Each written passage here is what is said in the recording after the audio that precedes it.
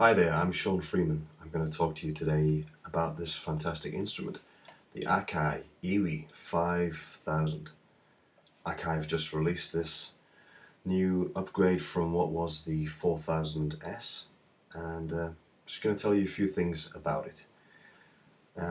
Okay, size-wise, it's pretty much the same form factor as the 4000S. There are quite a few differences, but in terms of weight and size, it's pretty much the same. Okay, first up, the main difference on this, it works wirelessly. You have a wireless button just here, I hope you can see it. This will switch on the wireless facility, and you have a little dock here, receiver, which I haven't taken out of the packaging yet. And this sits over by the sound desk, and it allows you to walk around and play the instrument free of any cables, which is fantastic. Secondly, the next amazing progress that they've made on this instrument is it's got a lithium battery inbuilt again inside this compartment here. Hopefully you can see there's a screw here. You release this and you have a battery much like you'd have in a laptop or a mobile phone. You charge it up. It claims to give 10 hours battery life, which I haven't yet tested, but it's fantastic. You have a power button like so here, and there's a means with a combination of buttons to test your battery life, and it will come up in a reading from 99 down to 0 to indicate the health of the battery. So that's also really useful. Okay, other main features on the bottom end here. We now have a square USB socket, and we have a 1/4-inch jack, which I'm also very pleased to say is a stereo out jack now. So that's great. Moved from where it was previously, somewhere around about here. I note also the absence of a cable grip. There was a cable grip here to secure the presence of the 1/4-inch jack. But the fact this is stereo is great, and also the fact you have a direct USB in means you don't have to have one of those. You previously had to go through the MIDI and then a MIDI interface to a USB socket. Edirol used to produce one, and then used to input into your Mac. So that makes things a lot easier. Okay, what else? It's got presets and users. Hopefully, again, you can see here. I've only had this for a couple of days and spent a few hours with it, and I don't have any editing software, but it's my understanding that you can edit your sounds on the fly from the presets and save them to your own bank of user sounds, which you can call up as and when you require. Which leads me to the next very welcome addition to the 5000.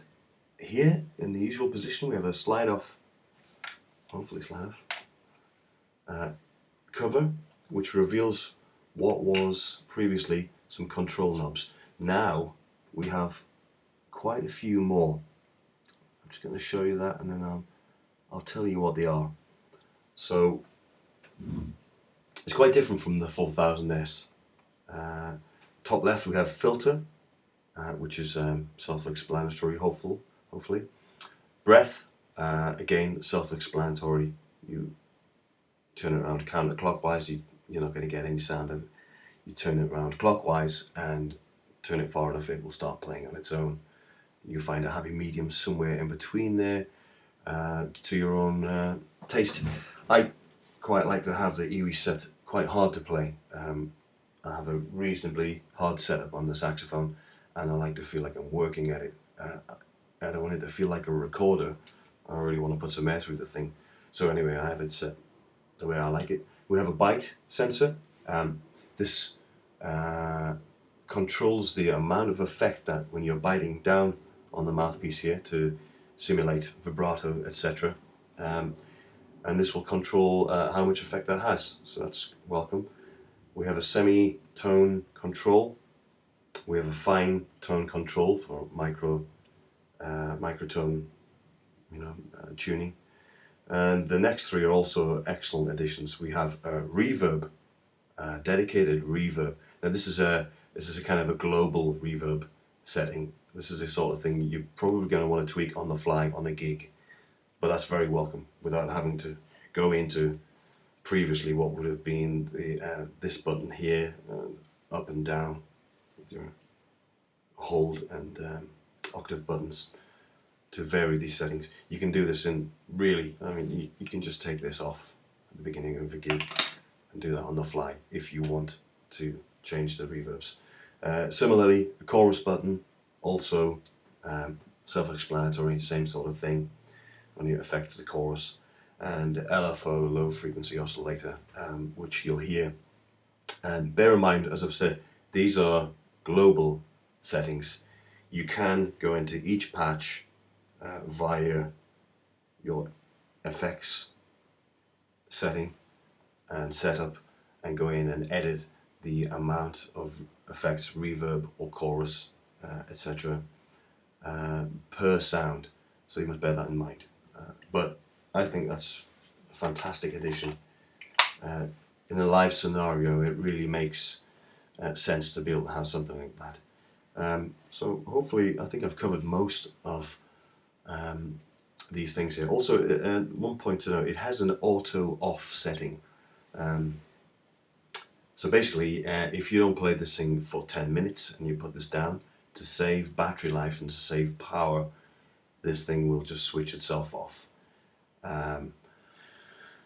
Okay, talking about the sounds, again the sounds, I think it's a dual oscillator on board, same in terms of synth on board of what was the 4000, but the bank of sounds that are on board are much richer, much better quality than the 4000, much more expressive, and in terms of the sort of physical modelling sounds, your clarinets, your flutes, your trumpets, even the saxophones, you know, they make a really decent attempt at simulating those sounds. I think very usable from an orchestral point of view, for a guy in a session, a guy in a pit or something like this, you know, on a West End show, etc. Very usable indeed. And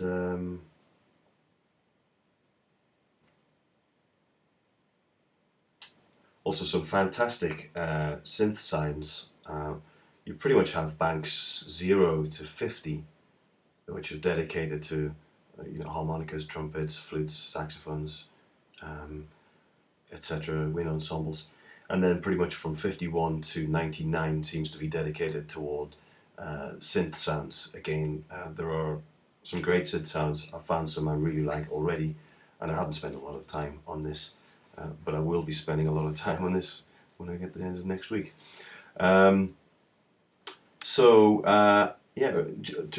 to recap, generally, I think they've taken a lot of things forward. They've made some very logical progressions and common sense progressions, and furthered this as a very viable instrument in the field of the gigging musician and the gigging saxophonist who wants to have other strings to the bow, to pardon the pun. Just going to touch on some points that I personally think are interesting, raise eyebrows to me. First and foremost, one concern I would have about the auto power off feature is, say I'm on a gigging situation, I'm playing the EWI, I put the EWI down, and now play a new tune, I'm picking up the saxophone or whatever other instrument, and I'm playing for more than 10 minutes before I pick this up again. Now, this thing will have powered down within that time, 10 minutes it claims. I'm not so sure that when I pick it up again, I'm going to want to have to turn it on. Is it going to be exactly how I left it? So, don't know if we can disable this feature. I should also say I don't have a manual for this, as this came out of the box. It came with a quick start guide, a very quick start guide, and I think it's assumed that one has an understanding of the workings of the 4000S. and thus with the 4000S you have something like this, you know, your 50-80 page manual that, you know, gives you the lowdown on how to do everything. So it's assumed one has that knowledge, I think, thus far. So switching off, I don't know. That could be a little bit of a niggle for some people. Also, the position of the audio cable here, you know, for your 1/4" jack. Whilst I think that's really good, because previously it was coming out of here, you could end up with a situation of a rather long lead, which is pressing into you, and a little distracting, maybe a little irritating. But it did have a cable grip here to keep it secure. The one thing I notice here is, whilst this is well positioned, there's nothing to stop it. Should you stand on a cable, should you be in the situation where you're actually using a physical 1/4" jack cable, well then, you know, maybe you're going to be using it wirelessly. Maybe that's not a problem. But if not, if you're using it with a cable, traditional cable, I'd say just carefully don't pull the lead out with your foot. Talking about that, that gets to the wireless again. That's one of the other queries. It seems that the receiver box here will receive wireless, but it receives wireless audio, and it's my understanding that it doesn't work with wireless MIDI, meaning if you want to use this as a controller and use something in Reason or Logic or some other digital audio workstation, you know, you're going to have a MIDI cable out again, and you're going to have yards of cable. So that's interesting. I think that would be possibly the next step for this in terms of an upgrade or next model, that this would also function as an audio wireless transmitter and a wireless transmitter for MIDI. I think that's it really. To summarize, I think it's a great instrument. I think Akai keep making progress with this thing, and I think everyone should go out and buy one right now. Thanks very much for listening.